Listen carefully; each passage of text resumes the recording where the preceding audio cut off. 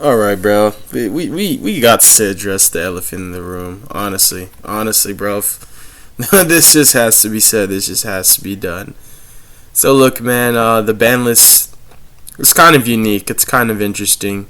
It's a little different. It's not what anybody expected. However, I'm so grateful for what it offered. It was it just did what needed to be done. It's given what's supposed to have been gave. If you ask me, my boy, I'm not one to complain or cry or whine that things need to be hit, that it's unacceptable, it can't be allowed to live.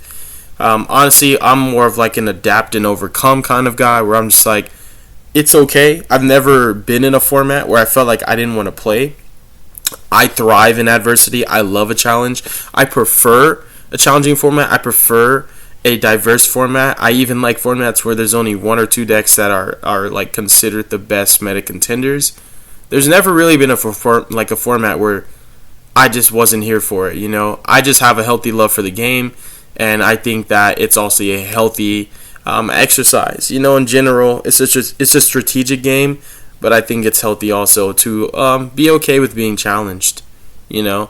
And so I understand people are going to cry and whine and complain and blah, blah, blah. But, I mean, you're never going to be able to make everybody happy in the first place, bro. Let's just be honest.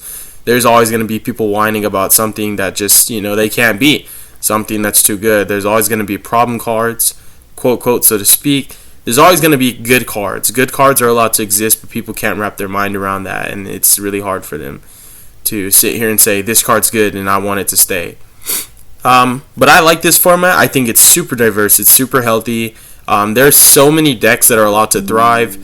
There's not one particular deck that's the most prevalent by a stretch.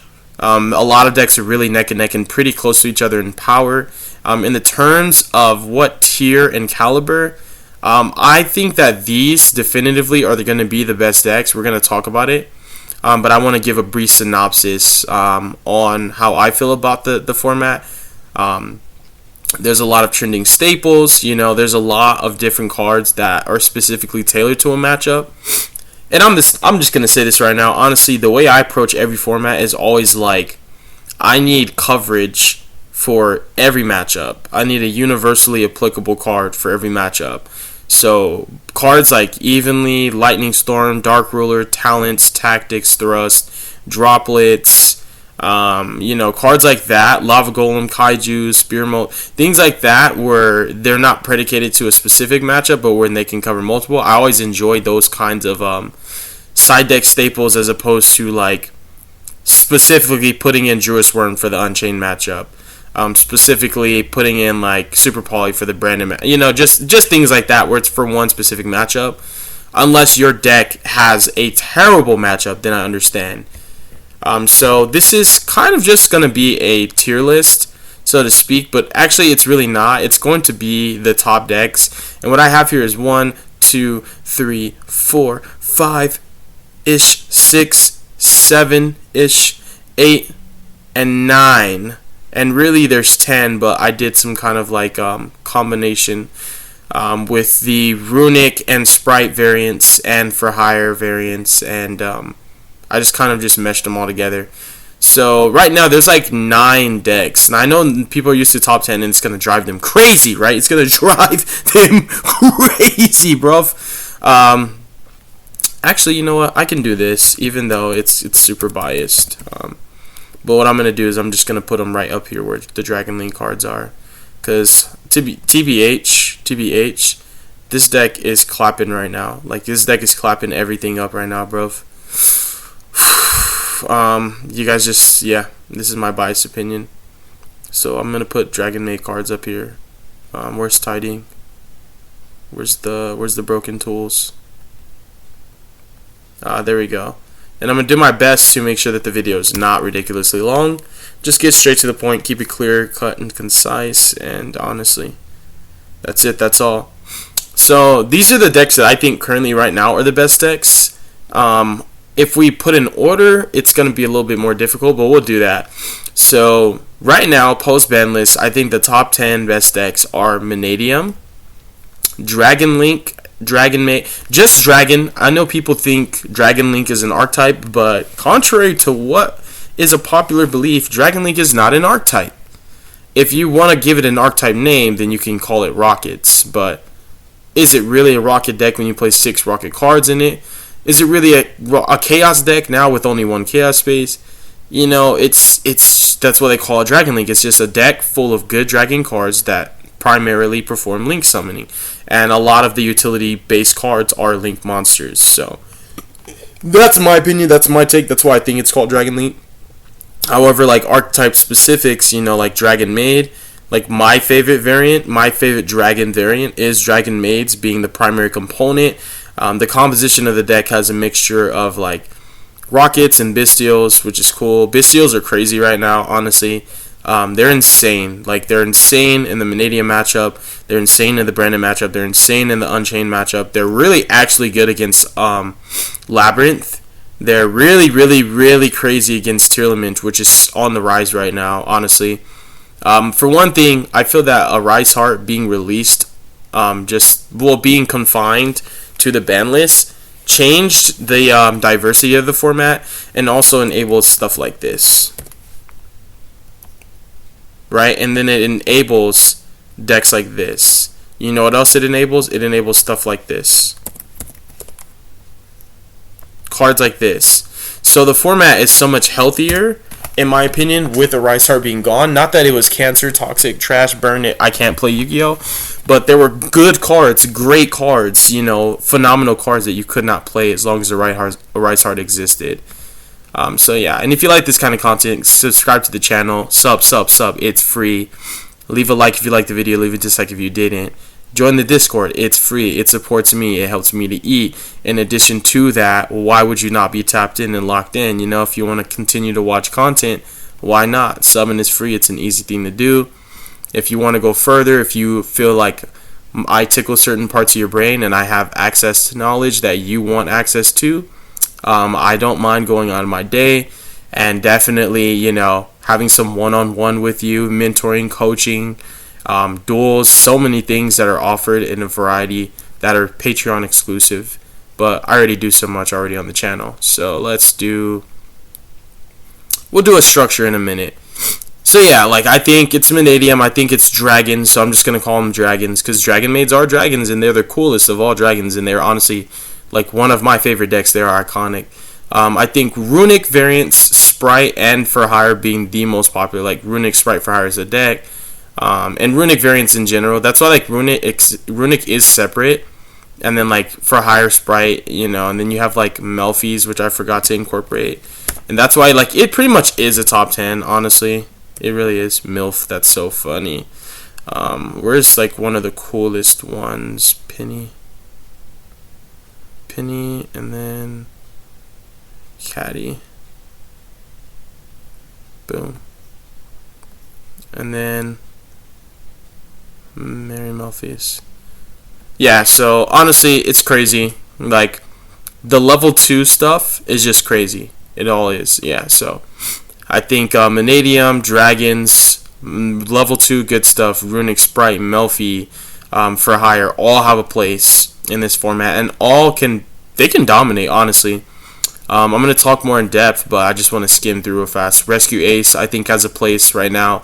I think Branded has always had a place for a long time. The longevity and lifespan of this deck as a meta contender is kind of ridiculous, and it has seldom performed up to the standards and par and expectations that you would have when you look at a deck like this and see it's one of the most complete decks.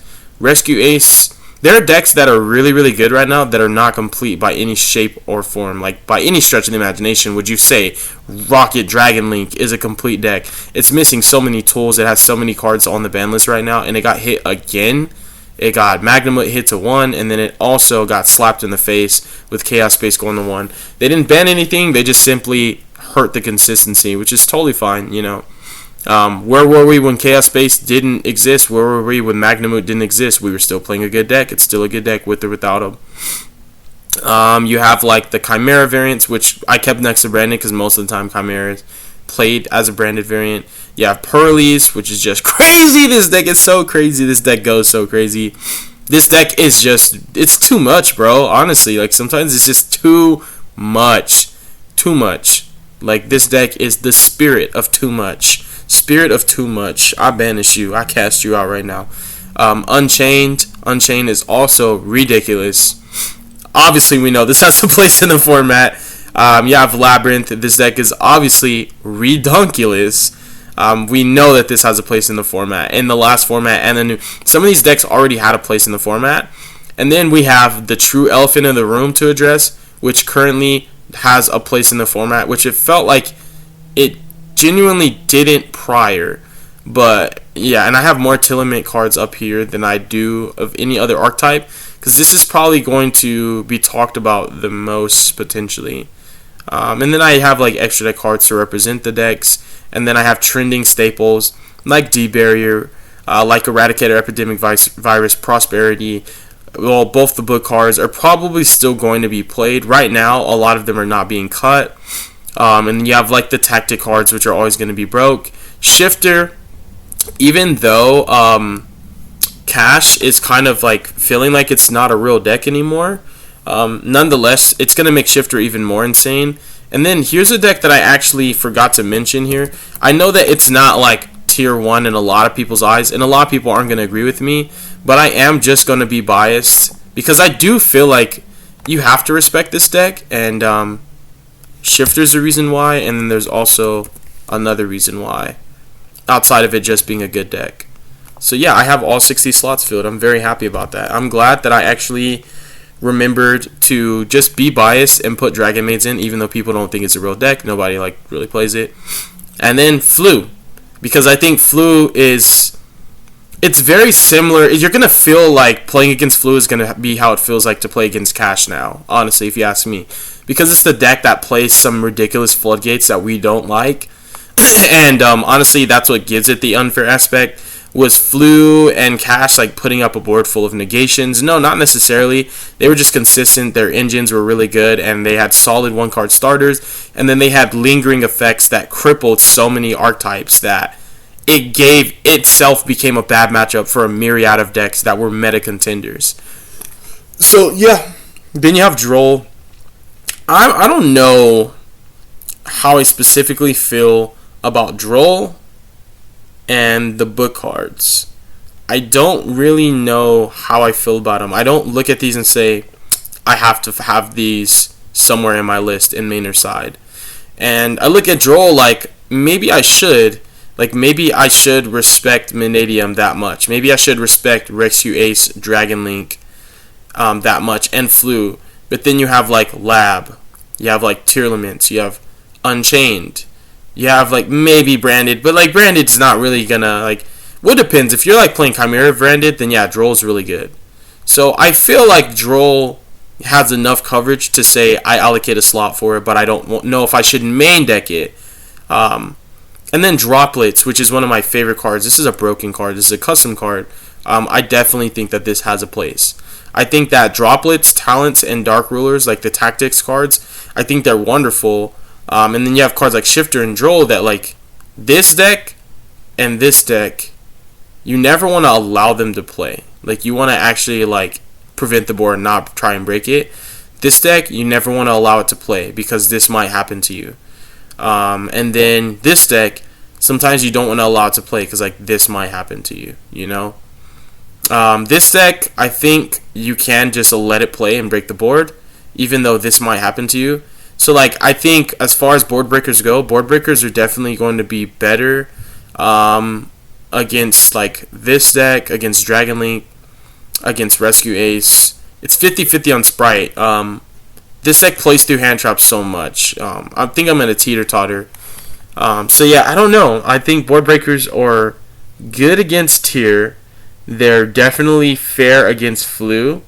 They're crazy against Unchained. I would always rather break this deck's board than try and prevent it from happening with hand traps. This deck, I don't want it to play. I don't ever want Purrely to play. I never want this deck to be allowed to play. I don't ever want this deck. So, Mannadium, Branded, Purrely, and I would say Flu.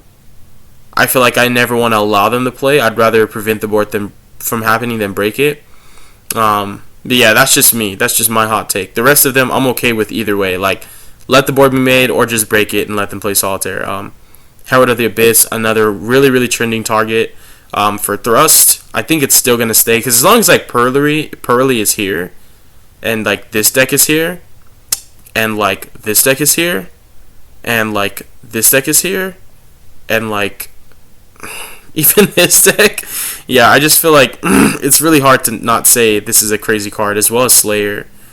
This card's ridiculous. I think this card also, I can see it being one of those cards, honestly. So yeah, that's like it for staples, and then we can go to specifically archetypes. So you have like Mannadium. This is a crazy combo deck. I do feel like it's one of those more, it's semi pseudo glass cannon. It does have like a semi resiliency, but there's like key cards that just have to resolve in order for the inboard to be achieved. And whenever you don't have multiple routes to get to the same inboard, I do start to look at it like there's an obvious choke point. So with like Mannadium, there's like an obvious choke point. With like Floowandereeze, there's an obvious choke point. With like Sprite, any Sprite variant, there's an obvious choke point. Keep bodies off the field. There's an obvious choke point with Rescue Ace. With Branded, there's an obvious choke point. There's not really an obvious choke point with Purrely.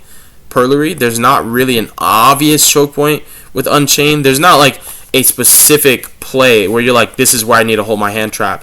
Some of these decks are so powerful and so resilient and have so many multiple lines to get to the same inboard that you can sometimes feel like you just have to hold your hand trap. You have to hold it until like you just have to get the most mileage out of it. And sometimes it's just like you have to just hit the first card you see and pray they don't have another one. Which like with Unchained, sometimes you have to hand trap that deck that way. Like you have to like Ash the first effect and hope they don't have another one, because like if you have Ash, every effect is going to be Ashable, and no matter which Unchained effect specials from deck, so it doesn't really matter which one you Ash. You have cards like Shavara where like maybe you can stop it, but like it has a hand effect and a graveyard effect. You know, it's just not all these decks have the same weaknesses, and that's where like these decks become more crazy, because like with Mannadium, there's like an obvious part where like this is okay to stop this deck, this is okay to hand trap, and it doesn't really, like if you have like 2 hand traps, every time you're pretty much going to be stopping this deck in its tracks. I think it is crazy. I think with your crazier hands, Mannadium can play through a lot. I don't really feel like it's unique and special. Like it has a caliber where like you can go second and break boards with pure engine. I think it's one of those combo decks where like you just do not want it to go first, like ever. And then you have like Dragon Link, where this deck does break boards with the engine. Its engine is powerful enough to carry it over going first or going second. Its engine is strong enough to play through a myriad of hand traps, multiple high and low impact hand traps. And even its bare minimum boards are enough with follow-up as well. Like this deck has such a large ladder of advantage, and then you consider the Dragon Maid cards being included, which give you a way like a normal summon like Chamber or Parlor, which puts up Dragon Maid Shout immediately, which is an Omni Negate to protect the duration of your combo, an Omni Negate and an extender in that, which is crazy. You have cards like Tiding, which change the dynamics of your inboard entirely. It's a level of diversity in the quality of interactions and disruptions that truly does make it such a magnificent and wonderful deck in my eyes. Dragon Link is definitely a consistent and strong deck that's built to thrive and built to last. And the Bystials themselves honestly give you even more favorable matchups. Because they're also engine pieces, it validates them being in the deck. And you have crazy cards like Levy, you have crazy cards like Lubellion, you have like Beast, you have Regained. You like if you play crazy like me, you have Dragoonity Armogram, which is literally like one of the craziest dragon techs that I never see people playing, and I just think they're smoking crack if they're not playing it. This card's crazy. Like this is an extender. Every turn that comes out like a Dragon Ruler, that will be a Spell Speed 1 Effect Veiler that negates a monster's effects, and it also, every time it kills a monster by battle, it equips it to it instead of it going to the grave. It will be equipped to it, and then also when it negates a monster, it will lose 1,000 attack for each equipped card you currently control. This card's ridiculous. There's so many shenanigans, honestly. Armorgram's like a one-of that you can play in any Dragon Link variant. There's so many main deck power cards, and this deck, honestly, its inboard is crazy. It has interruptions coming from the hand, coming from the grave, coming from the field. It plays through and around Dark Ruler extremely well. Where this deck, you want to prevent the board from being made, because you can't really like break Calamity that consistently. This deck, it's like whether you break the board or prevent it from happening, it's always going to have something no matter what. And that something is going to be interruptions that gain follow up in the process. So I think this is an elite deck, capital ELITE. I know it sounds pretty biased, but if I talked more about Dragon Maids, it would be biased. But I'm not like a huge Dragon Link guy. I've always preferred my Maids and like a small little rocket package. But I think this deck is crazy.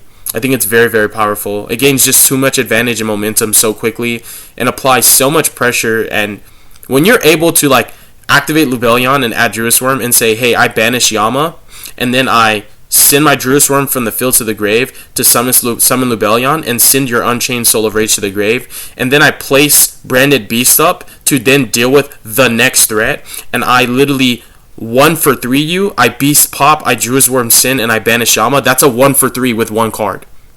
Hello. Look at your neighbor and say grateful. Grateful! And then we have the Runic variants. Runics obviously are diverse cards.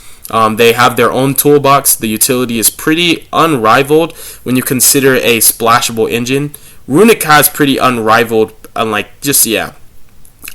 utility, diversity obviously in interruptions, and the ability to just gain free knowledge off of the Runic cards I think is one of the most appealing aspects of it.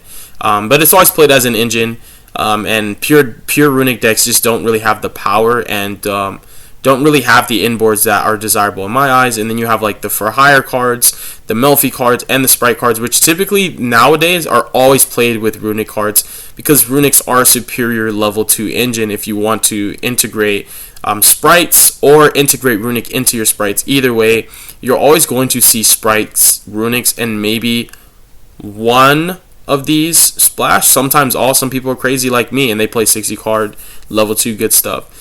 I think that the Melfis are pretty diverse. They're not the most powerful engine. You always just want to add them as it's kind of like icing on the cake, like just a nice little dash to your inboard, but they don't really have a strength that I think they offer so much utility to your Sprite deck. It's like wow, now my inboard is even crazier. Wow, now my lines have a level of extension that they didn't have before. But do I want to start with Melfi cards? No, I don't.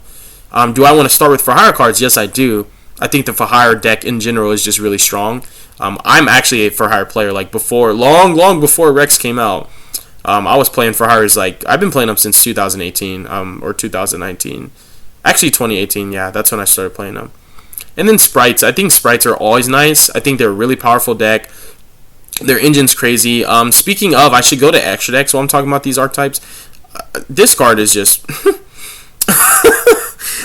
I just love that Mannadiums have such consistent access to 10s. So I have like all the 3 level 10s that I think are ideal when you're playing the Mannadium deck. I could have put King Calamity, but I don't even want people to see that card because it's going to get them PTSD. Baron and Dispatter are also staples in the Dragon Link variants. Dispatter I think is we call it a custom card for a reason. I just think this card's just broken. Honestly, it's my favorite effects of it is the ability to summon from Banished and shuffle from Banished.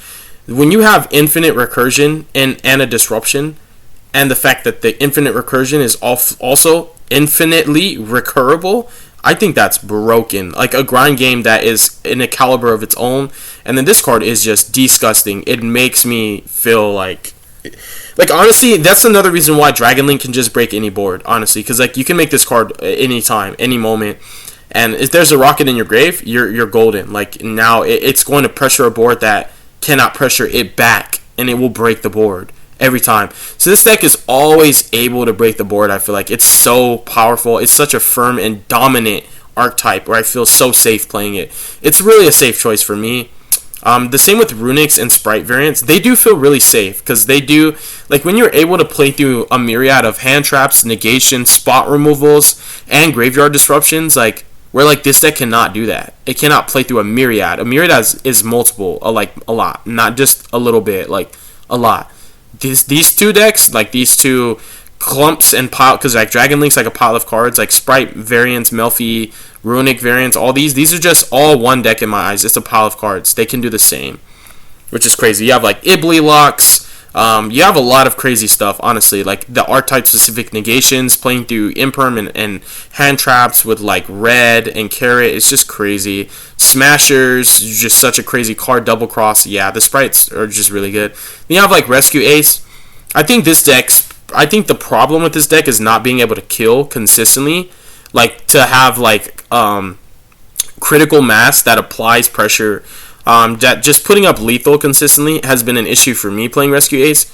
Consistency, it does feel like it feels a lot better because like now we have like emergency, which is dope, and we have one of the best extenders in the deck being Preventer. Like this card is a disruption, but like turn one, I like constantly use that as an extender. It's really gross, and it plays through quite a bit of interruptions itself. I call this guy Trash Can. This is a focal point of the deck, and it is a, obviously like a primary weakness. I think there's like a go-to, like there's a spot where you want to hit certain decks, and this is like where if you keep this card off the field, so I think spot removal for this deck against Rescue Ace is a lot better than negation, because like if you have multiple spot removals like book cards, and like you have like every archetype has their own archetype specific spot removal on this list. I just feel like it's really important to keep this card out of rotation, because the deck, it feels like when you're playing Sky Strikers and you say, I have a way to prevent you from getting 3 spells engraved, but I don't. That just feels like you're doing yourself a disservice. But when you have a way to keep Strikers from getting 3 spells engraved, and you have a way to keep Ace from having their trash can on the field, the deck's not going to be able to perform to the high caliber that it can, which makes it a lot easier to deal with. But at the same time, when this card's on the field, this deck just goes bananas. It really does. It has a very good value engine being like so much infinite recursion, so much good advantage, and so many good num-nums that you can place onto the field to interact. It has no form of Omni Negation in Archetype, but you have like Therion Regulus, which I think if anybody's not playing that card, what is wrong with you? Why would you say, I'm okay to losing to Evenly and Lightning Storm and Feather Duster every single time. I'm okay to losing to Blowouts every single time. I'm okay with getting hit with Tactics and Thrust, and I'm okay that I have to play into them with no protection. I don't know. I just feel like if you're going to play this deck, do what I do. Don't do what everybody else does and just play 18 hand traps. Though just like, allocate like 3 slots in your deck for like 3 Regulus. If you feel like I don't want to play in the Droll, then just put 3 Regulus in your deck, dude. Like honestly, like you're doing yourself a disservice to not give yourself coverage that your archetype doesn't provide. That's just me. Whatever. Thanks for coming to the TED Talk. Branded Despia, I mean, I can talk about this deck for a millennia. I know that it has solid targeting protection with cards like Cartesia, with cards like Branded in Red. You just have so many ways to access your engine outside of outside of the crutch that is Branded Fusion. You have so many ways to enable the Puppet Lock. You have so many diverse disruptions, sticky boards that are hard to break. How long has this video been going? Okay, I see it now. I see it. I did it to myself anyways. So I think that this deck is a deck full of custom cards. That's like the quickest way to describe Branded. It's always going to shine. You cannot allow this deck to play. You have to prevent it from making the board, because if it makes the board, you lose. If Branded, like, you can let, even these decks, like, you can let them play Solitaire, and if you have certain board breakers, it's okay. You can't let this deck play Solitaire, and you definitely cannot let this deck play Solitaire. I feel very strongly, specifically, about these 2 decks, because they put up a you cannot play.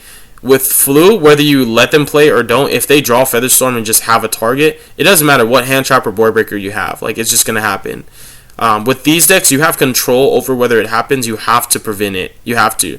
The Chimerian variants are totally different, and they're a lot more fair, but they're also more consistent, and they play through more hand traps, people feel like. But I do think that Branded Despia in general as a deck is more powerful as a pure archetype, if you ask me. There's so many powerful interactions. Watch my Branded deck profiles, because I realize I'm 28 minutes in the video and I gotta keep it pushing. Then you have Pearly. I think the biggest problem for me with this matchup is not necessarily the end board. It's just the follow-up that you get when you try to break this deck's board is always it's a pain. It's the same thing. It's the same problem like when you play against Dragon Link. It's the same problem when you play against Branded. Whenever you're trying to break their board, you give them too many free cards when you're trying to break their boards, and as you're 1-for-1ing them, they're gaining advantage, and it feels like you lose momentum and the tempo slowly shifts from like, oh yeah, I'm about to break your board and make my own, to like, oh my god, the board that I make after I break yours is going to be broken just by the follow-up that I gave you, because I had to give it to you, because I had to break your board or I was going to die. So that is like this deck in a nutshell to me. It always feels like this card and this card are like the most annoying cards ever. Like, I hate these cards. It's like, this is just a nerve-wracking matchup. Let's continue. I'm sorry. Like, Purrely is just a really nerve-wracking matchup for me. Like, I know that you have to approach the board systematically. Like, there's certain cards that need to go first before this card goes. But, like, this card has to go first sometimes because it won't let you play. And that's where, like, this is why this is one of the best decks. This is definitively, in most people's eyes, the best deck. It's very simplistic, clear-cut, and concise. The boards are easy to make. It's not very difficult to pilot at all. It's very powerful. It's efficient. It is hand trap proof, nigh hand trap proof. The boards are not that hard to break, but they're pretty solid. Like, I don't think that this deck is the best deck because, like, the boards are just unbreakable. I think that people see this as the best deck because it has enough room for non-engine, and it also does not lose to a lot of cards that every other deck can struggle with. It has counterplay for counterplay, just like this deck has counterplay for counterplay. This deck has counterplay for counterplay. Purrely's have counterplay for counterplay, and this deck has counterplay for counterplay, and that means your main deck can be like a side deck post-siding. You don't even have to take certain cards out because you have coverage through your archetype-specific cards. And yeah, it's just powerful. It plays through so much. It breaks boards with pure engine. Like, breaking boards with this deck feels so easy. It's so nice. You have unfavorable matchups, but I think right now it's safe to say that Unchained and Purrely are kind of like fighting for the spot for the best deck right now. And the only deck that's completely at full power would be Unchained. It has all of its cards. It is the most complete Tier 1 deck currently, and I think that's very, very attractive to a lot of people, that it itself is the most complete Tier 1 deck.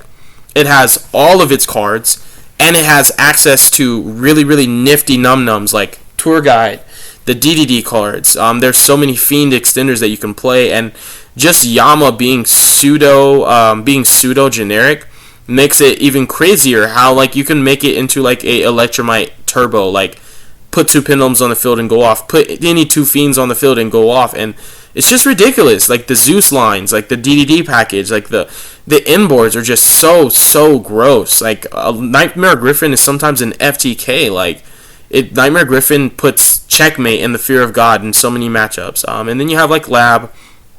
I think this deck, like the Furniture variant, is just, it really is the best variant. Like, if you're playing Furniture and hand traps as opposed to like just Trap Labyrinth, where you play like 8 monsters and a bunch of like pot cards, and like you main Lava Golems or Spear Modes or something like that, and you play like 28 traps. I like the variants that are like, I'm going to like style on you with my archetype specific cards. My engine is going to beat you every time. You're going to lose to lab cards more than you lose to non-lab cards.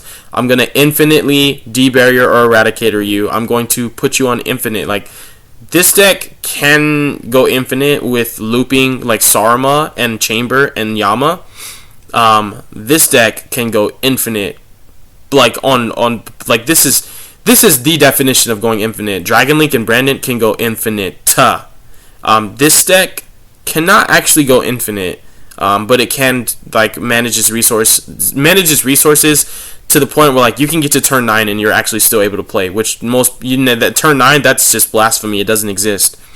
But yeah, this deck can actually just go infinite. It's crazy. I think that it's pretty unfair going first, but it's like kind of terrible going second into a lot of established boards, especially because spot removal type disruptions are just a lot more prevalent this format, and spot removal hurts more against trap decks than like negations, because you can have cards like Skill Drain and Solemn Strike where you're just like, I don't know, I can like set Strike and Skill Drain and feel like I win, or set like a spot, like a board wipe like TTT, and you know, stuff like that, Ice Dragon's Prison, and feel like I can checkmate you by flipping my traps on your turn. Then you have like Tier Limit. This is the elephant in the room, or as so to speak. This deck is just over the top. It's over the top ridiculous. For it to be the most crippled deck on this like meta tier list / analysis video, I think it's just the trap cards are like my favorite cards in the deck for one. I love the trap cards. Like this deck, all of its spells and traps are just so broken. They all have multiple effects. I just like this deck is just too much. This deck is a paragraph of good stuff. Like honestly, like this is one of the most broken field spells ever printed. You don't even have to side for trap matchups. You don't have to side for back row. You don't even have to really play that much on your turn. This is the I'm going to your like how Dragon Maids is and like how Branded is. This is like your turn is my turn. Whose turn? What? It's our turn. Floowandereeze is our turn. This is like my turn is every turn, every single time. Tearlaments play through interruptions like I've never seen in a long time. Like before this deck came out, there was only like 2 decks that I knew that can like just style like that, and it honestly was the Dragon variant, and then it was the Branded variant with like the Fright for packages. It was like when Branded and Sourceful were like the best decks, and like Branded was just like playing through like everything. But Tearlaments, I think, can only be, in the terms of their resiliency and playing through hand traps and disruptions, can only really be rivaled by Dragon Link and Unchained, if you ask me personally. Just my biased opinion. I think every other deck on this list or in this video has just too many obvious choke points where it's just like it can play through a lot if your opponent is not privy or proficient with the matchup, but when they know the deck and they have played against it like so many times, it's just so easy to beat certain decks. Like when you know the matchup, some of these decks just don't look that strong. It's like the concept of like you play a road deck in top because nobody knew what your cards do, but when they know what your cards do, all of a sudden your deck's not that fabulous. And this is definitely not one of those decks. This is the deck of like random chaos. You don't know what's going to happen. Your opponent doesn't know, and even the pilot of the deck has no idea what's going to happen. We just know good cards get milled and stuff happens, and you're always chain blocking all the time. And it's a bananas deck. It's a headache to deal with. It has access to Grapha, the fusion for an Omni Negate. You have lines that go into Baron. You have lines that go into Winda. You have lines that go into Rukalos. You have traps that interact with like everything. You have like an Omni Negation trap card, which like who would not play? I would always play this at 1 in every Tearlaments list. You have like Solik, been one of my favorites. Meta Noise is so broken right now. Like Winda Meta Noise is with an Omnigate is checkmate. It's checkmate. It's checkmate. It's Dark Ruler. Nope. Flip it. Nope. What? And then you have like your one summon. Like you have a Bystial. What do you have? Like you have a Fenrir. Nah, I'm just gonna book it and you die. Grief. Like all these cards are broken. These are all like I barely see any bad Tearlaments cards. Like Tear is just so crazy. Going first and going second, it's so resilient. Like this deck, if this, as long as this is gonna be a thing, I think Dweller, any deck that can play Dweller has to play this card. This card has to have a home now, where it didn't really have a home. Like this archetype and like this archetype, and even this archetype to an extent, and this archetype, I think. Even this, you know what? That's too many archetypes already. I think Dweller has to come back because Dweller hasn't had a home for a while. And it's funny that one deck, Kashtira, changed the dynamic of how people built their deck, the composition of their main and their side and their extra deck, all because of one card, Arise Heart.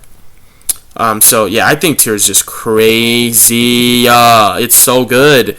And then Floowandereeze, everybody's favorite deck to hate. Like we all love to hate this deck. I personally actually just love this deck. I think it's one of the coolest decks ever made. I think it's so powerful. It's so consistent, but it is fragile. It's inconsistent at the same time because you draw redundant hands more often than not. And then also, like, as long as the deck's able to play, it can beat any deck in the room. Not like it's just so unfair and broken that like no deck can beat it. It just is able to. Like it's capable of beating any deck in the room, going first or second. The biggest problem with this deck is the same problem Branded has. Like it has to be able to play, like, and it loses to itself, like how Branded does. Where like even if you draw a good hand, you draw a hand with only one starter, and that one starter loses to like every hand trap in the game. And you just feel it feels really, really bad. But then you have like crazy hands where you draw Map and Advent and you beat every hand trap in the room. And then you have like Shifter and Featherstorm, and it's like, hey, hand trap me, but you don't get to play. Like this deck can infinitely loop turn skips like Shifter and Featherstorm because of Ryza. So this puts this deck on like you can checkmate any deck. So like there's certain decks where like they can turn skip you like this deck, but can it infinitely Calamity you? No. This deck can infinitely Featherstorm, infinitely Shifter you. It's just crazy. This deck can go infinite also as well. And going infinite's not a big deal because Turn 5 doesn't even exist most of the time. But the fact that this deck can infinitely loop a card like D-Barrier or Eradicator, which checkmates so many decks on this list, and then this deck can infinitely loop like cards like those, which checkmate so many decks on this list, and then this deck can infinitely loop like all of its archetype cards that just checkmate everything in the room. I think that that's just so attractive and viable to me. Personally, that's just my biased opinion. I do think Floowandereeze and Tearlament specifically have a home in this format, and don't be surprised when you see these decks being played more. Like, mark my words and just hear me out. So that's going to be the video. God bless you guys. Make good choices. Don't hurt your brain cells. Don't do drugs. Make good choices. Have a beautiful night. This is a 40-minute video. I said it would be short, and yeah, there's so much that had to be said. But I'm going to clock out, y'all. Peace. Deuces is wild.